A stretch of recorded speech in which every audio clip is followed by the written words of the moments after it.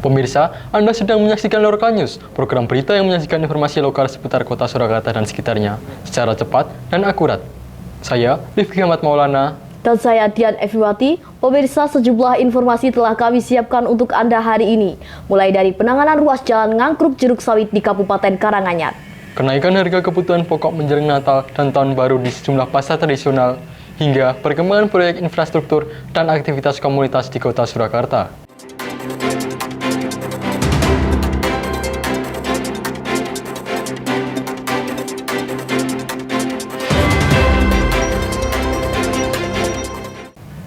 Pemirsa, kita awali Lokal News hari ini dengan informasi pertama terkait penanganan ruas jalan Ngangkruk Jeruk Sawit di Kecamatan Gondangrejo, Kabupaten Karanganyar. Yang sebelumnya mengalami kerusakan dalam waktu lama dan menjadi keluhan warga, kini sudah masuk tahap penanganan. Namun hingga saat ini perbaikan belum dilakukan secara menyeluruh. Untuk melihat kondisi terkini di lapangan, secara langsung kita akan bergabung dengan reporter kami Putri di lokasi, silakan. Pemirsa, ruas jalan Ngangkruk Jeruk Sawit di Kecamatan Gondangrejo, Kabupaten Karanganyar kini menjadi sorotan warga. Jalan penghubung antar desa dilaporkan mengalami kerusakan cukup berat dan dinilai mengganggu mobilitas masyarakat setempat.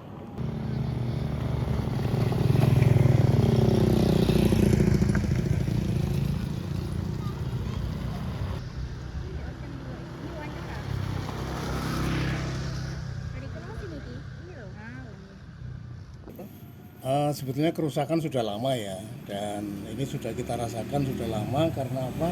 Semenjak berapa tahun cukup lama lah katakanlah, dulu pernah kondisi sangat parah karena apa ya, kondisinya mungkin terlalu lama untuk tidak dibangun, dan itu alhamdulillah ini sudah mulai ada pembangunan walaupun di situ agak terlambat sebetulnya. Pengajuan sudah lama berkali-kali tapi baru ini alhamdulillah, tapi yang masalah dan itu tetap kita syukuri juga yang tadinya rusak menjadi mungkin insya Allah lebih bagus dari kemarin. Kondisi jalan ini pernah menimbulkan gangguan nggak Pak, seperti insiden kecelakaan atau apa seperti itu? Dulu sebelum diperbaiki ini sering terjadi kecelakaan, terutama di sebelah sana itu. Dulunya kan kondisinya datarannya rendah banget, dan terjadi rusakan sampai katakanlah udah viral juga masuk di YouTube. Banyu Biru ada Jeglongan Sewu di situ. Ya, jadi sering terjadi kecelakaan, ya, terutama di daerah situ. Tapi ini sudah kondisinya nggak terlihat karena sudah hampir selesai ini untuk program pengecoran jalan ini. Ini lakukan pengecoran tuh dari sejak kapan sih Pak? Kira-kira hampir 2 bulan ya, 1,5 bulan lah. Dan direncanakan, saya dapat info dari proyek katanya 2 bulan harus selesai, diperkirakan akhir Desember nanti finish. Jadi ditarget seperti itu. Kira-kira akhir Desember lah katakanlah. Itu harus finish, makanya ini dikebut siang malam pengerjaannya itu. Nah, untuk respon Bapaknya, respon menilai pemerintah sejauh ini gimana Pak? Ya, respon bagus, sangat bagus, karena apa, yang tadinya rusak menjadi bagus, terutama lebih lancar untuk lalu lintas, itu yang pertama. Kedua, untuk jenis usaha kecil-kecilan seperti ini yang tadinya susah, dengan adanya jalan lebih ramai juga pengunjung lebih baik lagi insya Allah.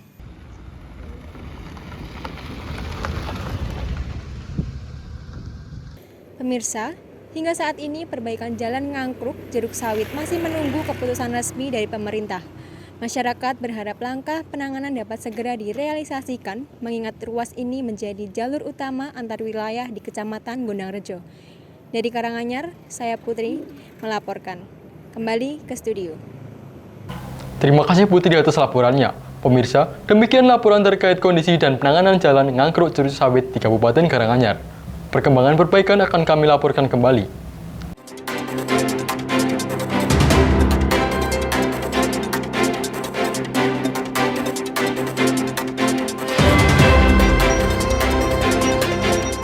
Kita lanjut ke informasi berikutnya, yaitu kenaikan harga kebutuhan pokok di Pasar Legi. Menjelang perayaan Natal dan Tahun Baru, sejumlah komoditas kebutuhan pokok di Surakarta dilaporkan mulai mengalami kenaikan harga. Kondisi ini terjadi di beberapa pasar tradisional dan memengaruhi aktivitas belanja harian masyarakat. Untuk mengetahui kondisi terbaru di Pasar Legi, kita langsung terhubung dengan reporter kami di lokasi. Silahkan, Putri. Baik pemirsa, saya melaporkan langsung dari Pasar Legi, Surakarta. Menjelang perayaan Natal dan Tahun Baru, sejumlah pedagang di pasar ini mencatat adanya peningkatan harga pada beberapa kebutuhan pokok, terutama komoditas cabai, bawang, dan daging ayam. Kenaikan mulai terasa sejak awal pekan dan berdampak pada pola belanja masyarakat. Di lapangan, pedagang menyebut kenaikan terjadi bertahap karena meningkatnya permintaan menjelang akhir tahun. Sementara itu, beberapa pembeli mengaku harus menyesuaikan jumlah belanja harian mereka, meski stok barang masih tersedia di kios utama Pasar Legi. Gimana perubahan harga barang yang Mbak jual ini setelah beberapa hari ini, Mbak? Kalau harga hari ini tuh nggak bisa buat harga besok-besok gitu. Jadi tiap paling jam dini hari itu udah ganti harga. Dari sananya udah ganti harga. Jadi nggak bisa buat patokan. Emang tiap hari ganti? Iya, ini menjelang tahun baru sama Natal ganti. Oh, ada kenaikan gitu nggak, Mbak? Iya, ini sekarang udah jadi 80. Kemarin, Per kilo? Iya, kemarin Semua jenis cabai atau udah rawit. rawit doang? Mm. Kalau yang kayak gini, Mbak? Ini sekarang jadi ini naik juga. Ini 65 Per kilo? Iya, kemarin 55. Ada kenaikan harga ini pasokannya berkurang atau masih tetap gitu? Kalau biasanya naik kayak gini kadang dikit. Dikit pasokannya? Barangnya dikit, jadi harganya tambah mahal. Oh, tambah mahal. Iya. Tapi ada ini nggak, Mbak? Permintaan dari kayak pembeli itu kan ini naik, harganya naik. Itu permintaannya lebih dikit atau malah banyak gitu? Banyak yang cari banyak, atau? banyak yang cari. Biasanya nih kalau mahal banyak yang cari. Tapi tetap banyak yang beli juga ya, Mbak? Malah apa ya? Gampang pas mahal gitu loh, Mbak. Oh iya. Kalau harga murah malah sepi pasarnya. Kenaikan tidak terjadi merata. Beberapa kebutuhan seperti telur, beras, dan minyak goreng masih dilaporkan stabil. Pedagang sembako menyebut fluktuasi lebih terasa pada bumbu dapur dan bahan masakan harian yang paling sering dicari menjelang momentum perayaan akhir tahun. Ibu, ini kan mau ada Natal sama Tahun Baru ya, Bu?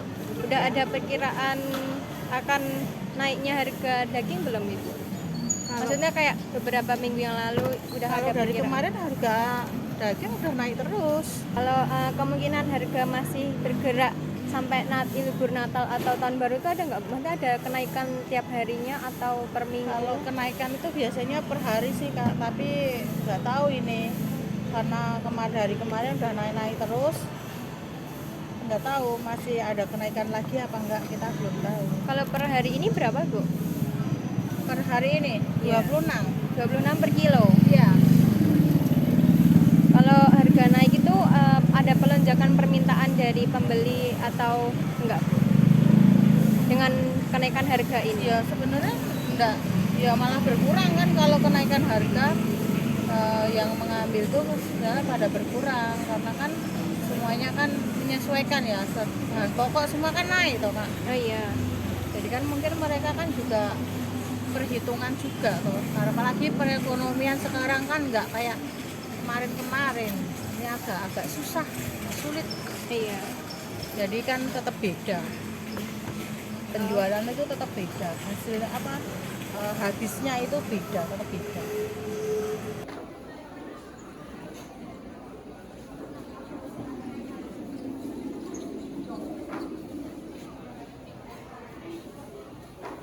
Pemirsa, meski terjadi kenaikan pada beberapa komoditas, pedagang memastikan stok masih mencukupi hingga perayaan Natal dan Tahun Baru.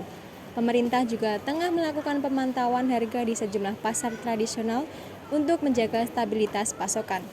Dari Pasar Legi Surakarta, saya melaporkan. Kembali ke studio. Terima kasih Putri atas laporan langsung dari Pasar Legi Surakarta.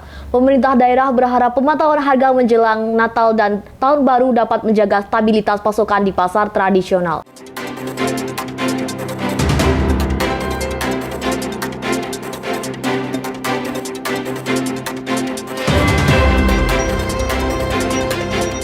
Berikutnya, yaitu pembangunan kolam retensi Joglo. Pemirsa, pembangunan kolam retensi di kawasan Joglo, Kota Surakarta hari ini tercatat telah mencapai progres 81% berdasarkan keterangan Wali Kota Surakarta. Proyek yang dibangun untuk mengendalikan aliran air hujan ini ditargetkan selesai pada akhir tahun, menampung hingga 600 liter air per detik. Untuk mengetahui bagaimana proses pengerjaan berlangsung di lapangan, saat ini rekan kami Aldi berada di lokasi pembangunan. Pemirsa, menurut keterangan Wali Kota melalui unggahan media sosial resminya, pembangunan kolam retensi di kawasan Joglo, Kota Surakarta telah mencapai progres 81%. Kolam ini dirancang menampung aliran air hingga 600 liter per detik dan ditargetkan selesai pada akhir tahun sebagai salah satu upaya pengendalian air hujan di wilayah ini. Pantauan di lokasi menunjukkan sejumlah pekerja masih menyelesaikan pengerjaan dinding kolam dan saluran masuk. Beberapa alat berat masih beroperasi untuk merapikan struktur dasar kolam. Area penampungan air utama terlihat mulai terbentuk sementara saluran pembuangan sedang dipasang. Infrastruktur ini berada di titik rawan genangan di kawasan Joglo. Untuk kapasitas kolamnya itu bisa menampung berapa banyak? Kalau kapasitasnya itu berapa ya? Untuk luasannya 1.500, kemungkinan kapasitasnya itu sekitar berapa ya? 300 atau 1.000 beda ya? Berarti cukup untuk menampung banjir di kampung Sambirjo ini ya? Saat ini sih cukup mas. Cukup ya? Kemarin cukup, meskipun ya harus menunggu giliran dari yang buangan dari depan ini agak surut. Oh iya, Cukup. berarti setelah saat hujan itu airnya langsung dialirin ke Iya, langsung kolamnya dialirin ke itu? kolam. Kita langsung buka di pintu air belakang itu, kita buka terus dimasukin ke kolam. Nah, setelah nanti hujan selesai, kita nyalakan pompa, langsung dibuang. langsung dibuang ke saluran depan itu. Itu mengarah kemana itu air? Itu mengarah ke Jalan Sugiono ke sana. Salurannya itu. Oh, yang ada Yang kali kecil. Sugiono itu, yang sebelah kanan. Kalau yang depan ini kan mengarahnya yang sebelah Sugiono, sebelah kanan. Nah, untuk kolamnya itu akan selesai pada kapan ya? Kemungkinan? Untuk kolam itu sebetulnya sudah selesai. Cuman kita masih menunggu pemasangan pipa yang GPE yang ukuran diameter 500 itu kita pasang ke cross ke saluran utilitas. Pipanya yang hitam-hitam itu. Berarti untuk saat ini masih pakai sementara itu ya? Pompanya pompa sipil yang ibaratnya portable, sama dibantu dari pompa BPWS itu. Kolam retensi ini dibangun untuk mengatur aliran air dari wilayah Joglo dan sekitarnya. Air hujan akan dialirkan ke kolam melalui sistem saluran khusus sebelum diteruskan ke drainase utama. Dengan kapasitas 600 liter per detik, kolam ini dipersiapkan untuk menahan limpasan air di titik-titik yang selama musim hujan sebelumnya rawan tergenang. Nah, Pak, sebelum adanya pembuatan embung ini tuh banjir di sini tuh separah apa tuh, Pak? Separah segini. Separah. Satu Sampai satu jok. Satu jok. Itu pas hujan biasa atau pas hampir setengah jam. Hampir pakai sekitar 20 menit ya. Padahal hujan setengah jam jangan sampai separah itu, Pak? Iya. Setelah dibikin bong itu berkurang, tapi masih banjir juga. Tapi nggak sampai segini nggak.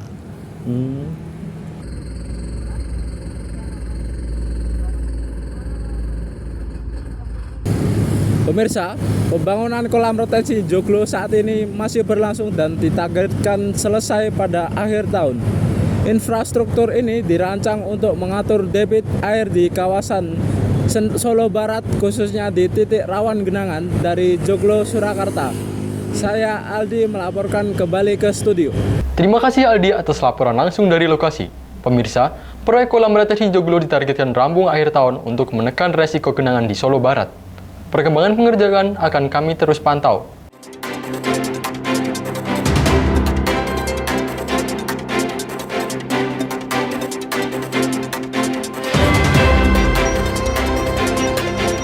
Berikutnya adalah gendut berlari no speed. Pemirsa, sebuah gelaran lari bertajuk No Speed digelar hari ini di Next All Coffee and Eatery, Surakarta. Kegiatan ini diikuti ratusan peserta dan menerapkan konsep lari tanpa target kecepatan. Penyelenggara melibatkan pacer dari komunitas gendut berlari untuk memastikan seluruh peserta dapat menyelesaikan rute dengan aman. Agenda ini dirancang untuk meningkatkan partisipasi masyarakat dalam olahraga berbasis komunitas, khususnya bagi pelari pemula. Perkembangan pelaksanaan acara akan disampaikan oleh reporter kami di lokasi. Silakan Aldi. Pemirsa, saya melaporkan langsung dari Next All Coffee and Eatery Surakarta yang menjadi lokasi penyelenggaraan event lari No Speed yang berlangsung pada hari ini Minggu 30 November 2025. Acara ini diikuti oleh puluhan peserta dan digelar untuk mendorong kebiasaan olahraga yang lebih inklusif, terutama bagi pelari pemula. Event No Speed mengusung konsep lari tanpa target kecepatan dengan prinsip no one left behind. Penyelenggara menghadirkan tim pacer dari komunitas gendut berlari untuk memastikan seluruh peserta dapat menyelesaikan rute 5 km secara aman dan terpantau.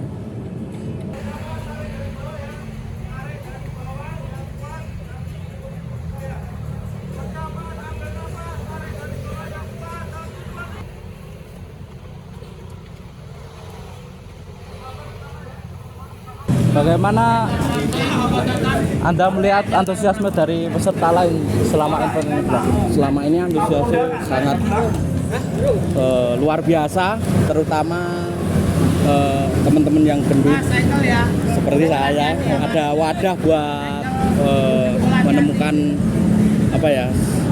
semangat untuk bergerak dan berolahraga. Nah, apakah Anda mengalami kendala selama event ini berlangsung? Kalau kendala, alhamdulillah tidak ada, Mas. Alhamdulillah tidak ada. Ya, cuma orang-orang gemuk itu butuh menyesuaikan. Dari keterangan peserta terlihat bahwa pelaksanaan berlangsung cukup tertib. Untuk informasi lebih lanjut mengenai konsep dan tujuan penyelenggaraan, saya sudah bersama dengan Mas Taufik Sudirman selaku founder dari komunitas gendut berlari. Sebenarnya event ini adalah salah satu bentuk untuk melawan rasa malas ya, terutama untuk teman-teman yang obes kayak saya. Sebenarnya ini gerakan dan bukan awal dari sebuah komunitas yang akhirnya bergendut yang berlari bersama-sama, tapi ini adalah sebuah perayaan untuk melawan rasa malas. Movement yang saya buat untuk teman-teman yang akhirnya sadar bahwa bergerak adalah satu-satunya langkah untuk memperpanjang usia dan kesehatan kita.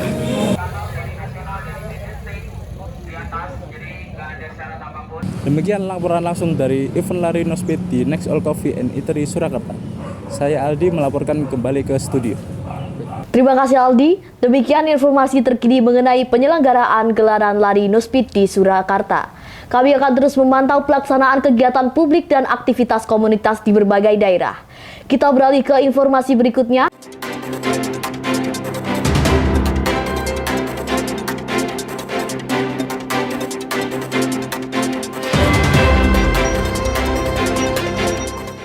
Pemirsa, revitalisasi kolam segaran Taman Sriwedari di Kota Solo terus berjalan. Sejumlah struktur utama telah rampung, termasuk talut penahan tanah dan rangka pendopo. Proyek ini diawasi DPRD Surakarta menyusul penyesuaian desain karena ditemukannya goa suara yang kini berstatus cagar budaya. Untuk perkembangan terbaru di lapangan, kita bergabung dengan reporter kami Aldi di Sriwedari. Silakan.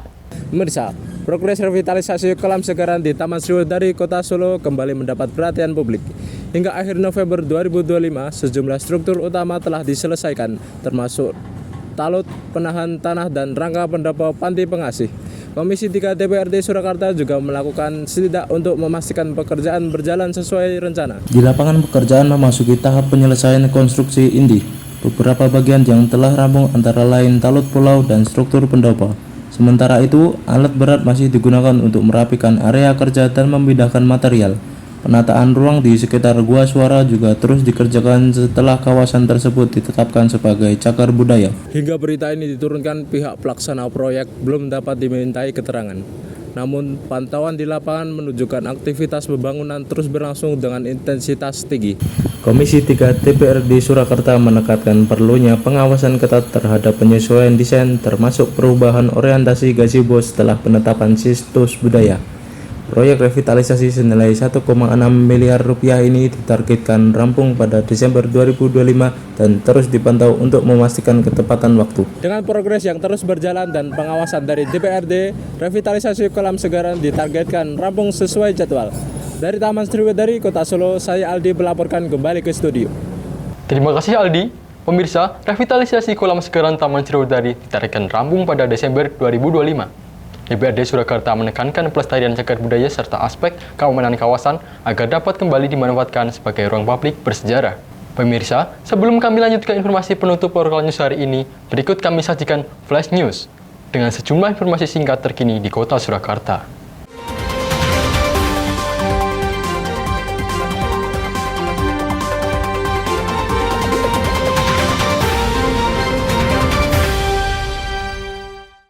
Pemirsa, sebanyak 15 orang menjadi korban dugaan pelecehan seksual secara verbal di kawasan Balai Kota Solo Selasa malam 9 Desember 2025. Pelecehan diduga dilakukan oleh seorang penjual makanan ringan berinisial R berusia 20 tahun saat kawasan Balai Kota Solo ramai oleh acara Parade Natal 2025. Pelaku melontarkan ucapan tidak pantas bernuansa seksual kepada sejumlah perempuan hingga membuat para korban merasa tidak nyaman. Salah satu korban bahkan mengaku diminta mencium pipi oleh pelaku. Petugas pengaman dalam Balai Kota Solo menerima laporan warga sekitar pukul 23.30 waktu Indonesia Barat dan langsung mengamankan pelaku. Berdasarkan keterangan petugas, pelaku diketahui pernah melakukan tindakan serupa di lokasi lain. Kasus tersebut kemudian ditangani secara damai. Pelaku menyampaikan permohonan maaf dan dipecat dari tempat kerjanya. Pihak keamanan menegaskan kawasan Balai Kota Solo merupakan ruang publik yang harus dijaga keamanannya dan setiap aktivitas wajib mematuhi aturan yang berlaku.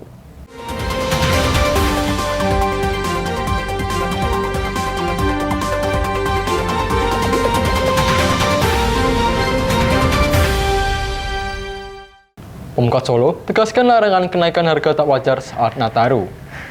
Pemirsa, Wali Kota Solo Respati Ardi melarang keras praktik menaikkan harga secara tidak wajar atau aji mumpung, khususnya oleh juru parkir selama libur Natal 2025 dan Tahun Baru 2026. Larangan tersebut disampaikan sebagai bagian dari persiapan pemerintah Kota Solo dalam menghadapi lonjakan wisatawan saat momen Nataru. Respati menegaskan seluruh petugas di lapangan tidak boleh memanfaatkan situasi libur panjang dengan menetapkan tarif tinggi yang merugikan pengunjung. Ia menyebut pemerintah Kota Solo akan menggelar rapat koordinasi Nataru dengan melibatkan TNI, Polri, Linmas, Satpol PP hingga juru parkir. Salah satu poin utama yang akan disosialisasikan adalah jaminan harga yang wajar demi menjaga kenyamanan wisatawan.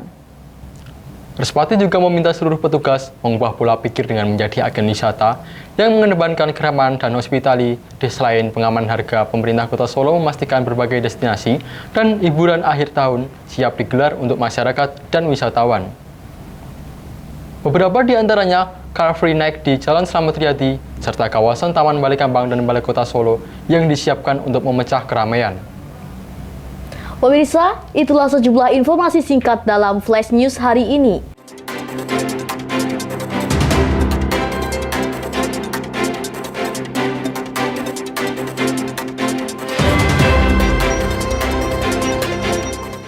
Selanjutnya kita akan mengakhiri rangkaian Local News hari ini dengan cerita dari pusat kota Surakarta.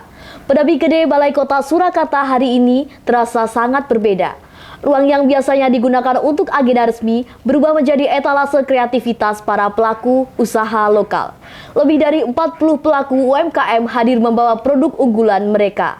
Kita simak laporan berikut dari lokasi. Silakan Putri. Baik rekan Dian dan Rifki yang berada di studio, saya melaporkan di Pedami Gede Balai Kota Surakarta yang sedang ada gelaran UMKM. Kegiatan hari ini terasa lebih hangat dari biasanya. Deretan stand berwarna-warni memenuhi ruangan besar yang biasanya digunakan untuk pertemuan resmi. Namun kali ini ruangan tersebut menjadi tempat berkumpulnya lebih dari 40 lebih UMKM yang membawa produk, cerita, dan harapan mereka dalam gelaran potensi produk usaha unggulan Koperasi Kelurahan Merah Putih tahun 2025. Bagi sebagian dari mereka, acara 2 hari ini yang berlangsung pada 26 hingga 27 November 2025 bukan sekedar pameran. Ini adalah panggung kecil tempat mereka membuktikan bahwa usaha rumahan pun bisa tumbuh saat diberi ruang, diperhatikan, dan diberi kesempatan untuk bertumbuh besar. Di antara aroma kuliner yang mengepul dan kerajinan tangan yang tersusun rapi, setiap pelaku UMKM tampak sibuk melayani pengunjung. Ada yang menawarkan jajanan tradisional, ada yang memajang batik hasil produksi rumahan, ada juga yang memperlihatkan inovasi-inovasi kecil yang lahir dari dapur atau ruang tengah rumah mereka. Baik, saya sedang bersama salah satu pemilik tenan di UMKM ini. Bisa diperkenalkan dulu Bapak, atas nama siapa? Oh, baik. Atas nama saya Putra.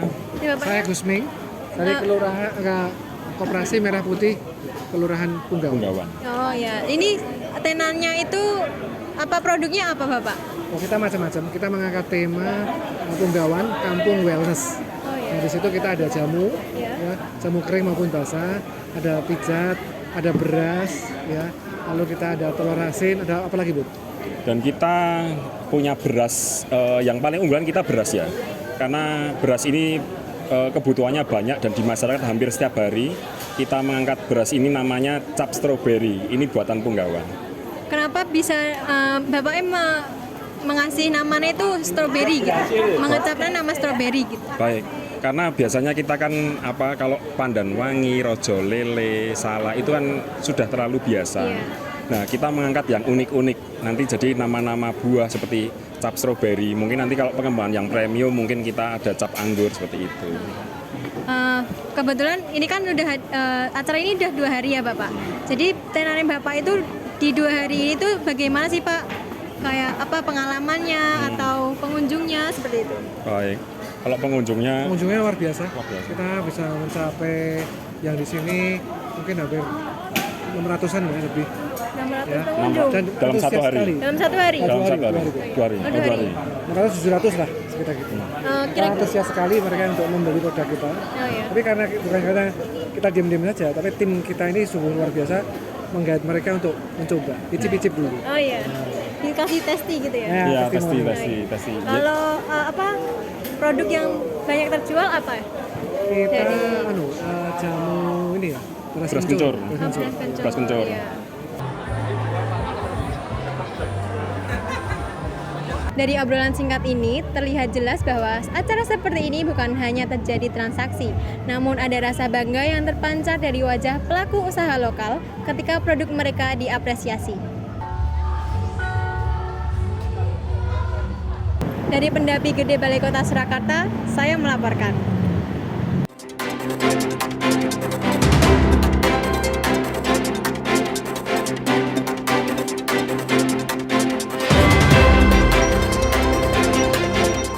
Terima kasih Putri atas laporannya dari Pendapi Gede Balai Kota Surakarta. Pemirsa, melalui kegiatan seperti ini, para pelaku UMKM tidak hanya mendapat kesempatan untuk memperkenalkan produknya, tetapi juga membangun kepercayaan diri dan memperluas jejaring usaha. Pemirsa, itulah informasi terakhir kami hari ini dalam Local News, menyajikan berita lokal yang cepat, akurat, dan autentik. Saya Rifki Ahmad Maulana. Dan saya Diana Eviwati, pamit undur diri. Terima kasih telah bersama Local News hari ini. Sampai jumpa.